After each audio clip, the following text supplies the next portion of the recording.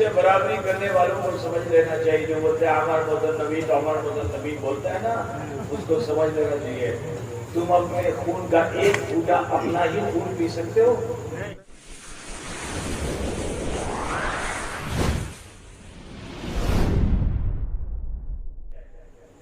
ٹھیک ہے.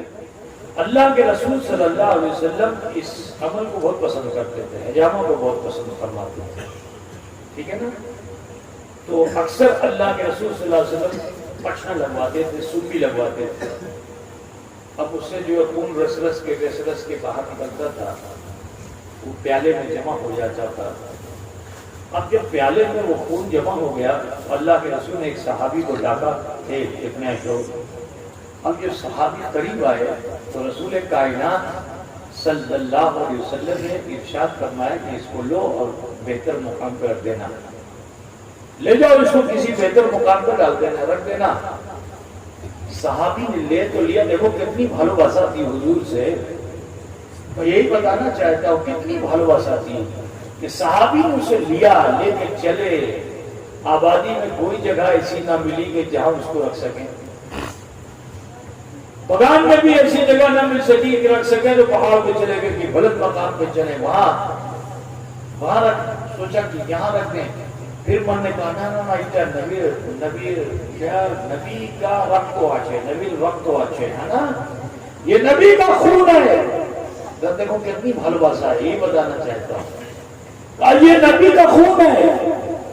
یہ میرے ابھی گاؤں کو پیپراش میں, پیپرا ابھی بولے نا, بولا ہے نا, پیپراش میں نبی خون نا آمی ہے پر گھر بولا. کہا گاش میں ڈال دو, جڑ میں. کہا نا اینٹوں ہمیں کرتے پار بولا. کہا کوئی چھدروں میں ڈال دو, کہا اینٹوں ہمیں کرتے پار بولا. آخر عاشق کے عشق نے کہا کہ اے خوش نصیب, یہ ہزاروں لاکھوں کی تعداد میں تھے صحابہ, لیکن اللہ کے رسول نے کسی کو نہیں دیا, تمہیں دیا. تو اب تم ادھر ادھر کہاں رکھو گے؟ سب سے اچھا مقام تو تمہارا سینہ ہے. کیوں نہیں اس کو پی لیتے؟ کیوں نہیں اس کو پی لیتے؟ نبی سے برابری کرنے والوں کو سمجھ لینا چاہیے. جو بولتے ہیں عمر مدن نبی تو عمر مدن نبی بولتا ہے نا, اس کو سمجھ لینا چاہیے. تم اپنے خون کا ایک گھونٹا اپنا ہی خون پی سکتے ہو؟ بولو, اپنا ہی خون جو تمہارے دانت سے نکل رہا ہے, منہ سے نکل رہا ہے, بولو فاسد خون ہے نا, اس کو پی سکتے ہو؟ چھوڑ سکتے ہو؟ نہیں, جائز نہیں ہے. خون تو خون ہے, وہ حرام ہے. لیکن یہ نبی کا خون, صحابی نے کہا یہ تو حرام نہیں ہو سکتا, یہ تو محترم ہے.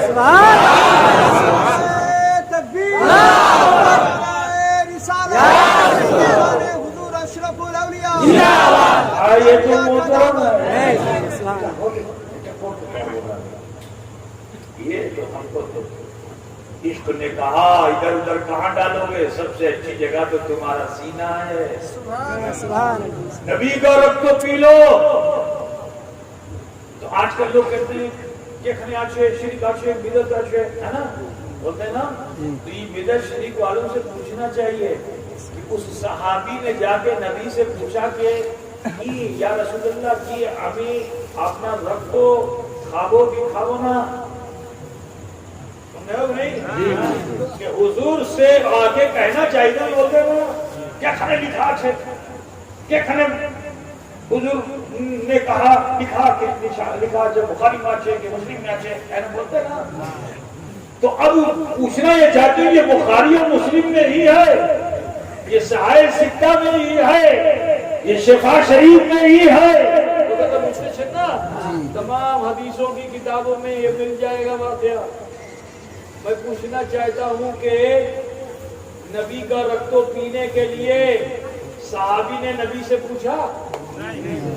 بولو جگیاسا کی یا رسول اللہ رقت تو حرام اچھے کہ آپ نے رقت ہمیں کھاو گے کھاو نا, یہ تو پوچھنا چاہیے تھا نبی سے.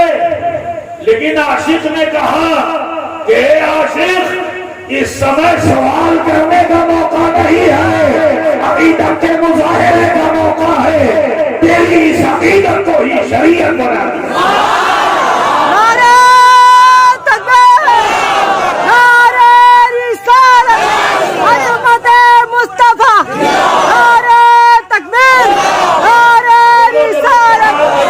صحابی ادھر لاؤ گے کوئی حدیث کہ نبی اتر کے آئے، نبی کے صحابی اتر کے آئے ہوں، نبی سے آ کے عرض لگائی یا رسول اللہ کھابو گی کھابو نا، کھابو گی کھابو نا، رکھ دو اچھے کھابو گی کھابو نا. آگے پوچھا، عشق نے کہا دیر مت کرو، جو نعمت ملی ہے کہیں چلی نہ جائے ہاتھ سے، کہیں اٹھ نہ جائے ہاتھ سے، دیری کربین نا، اتی شکرو اس کو سینے میں دھریے لو، اتی شکرو دھریے لو.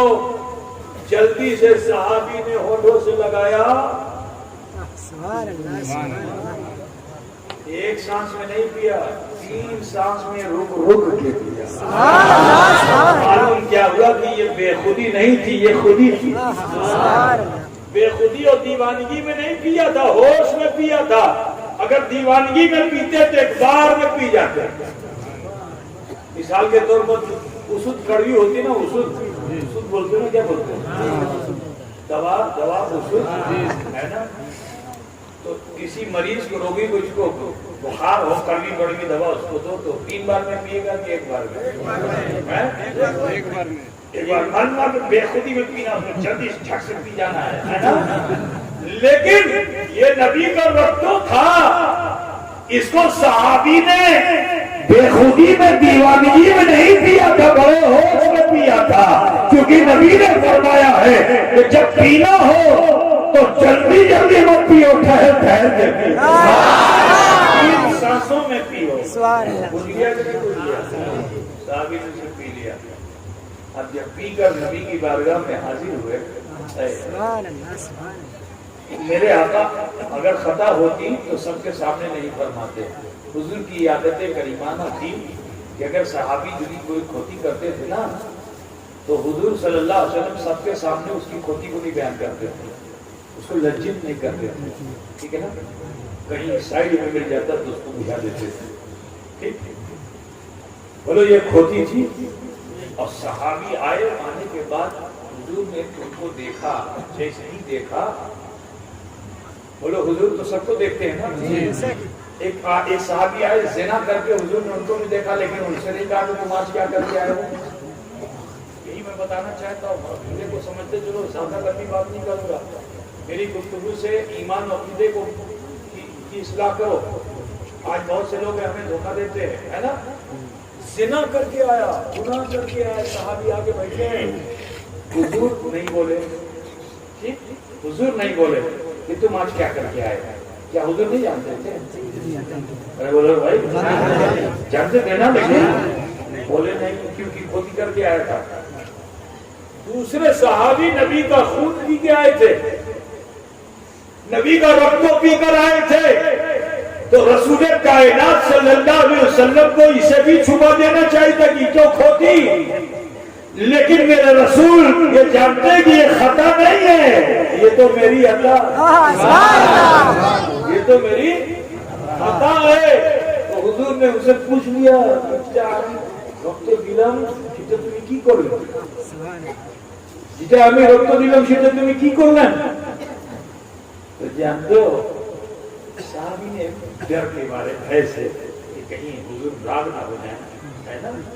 تو کہتے کہ یا رسول اللہ، یا حبیب اللہ، اس کو اس کے مقام پر رکھ دیا، جہاں رکھنا تھا رکھ دیا. جہاں بغلا میں کیا بولتے ہیں مجھے نہیں معلوم ہے، جہاں رکھنا تھا যেখানে রাখা সেখানে আমি রাখলাম, है ना. जहाँ मन ने कहा रख दिया हमने. बंगला हमारी पूरी भूली है भैया, है ना. तुम लोग पढ़े लिखे लोग, शिक्षित विद्वान लोग हो, गाँव में पीर साहब कैसी खराब खराब बंगला बोलते हैं. बहरहाल हम आपने किताब से नहीं पढ़ा है, हमने तुम्हारे चेहरे से बंगला पढ़ा, तुम्हारी भालूभाषा से बंगला पढ़ी है.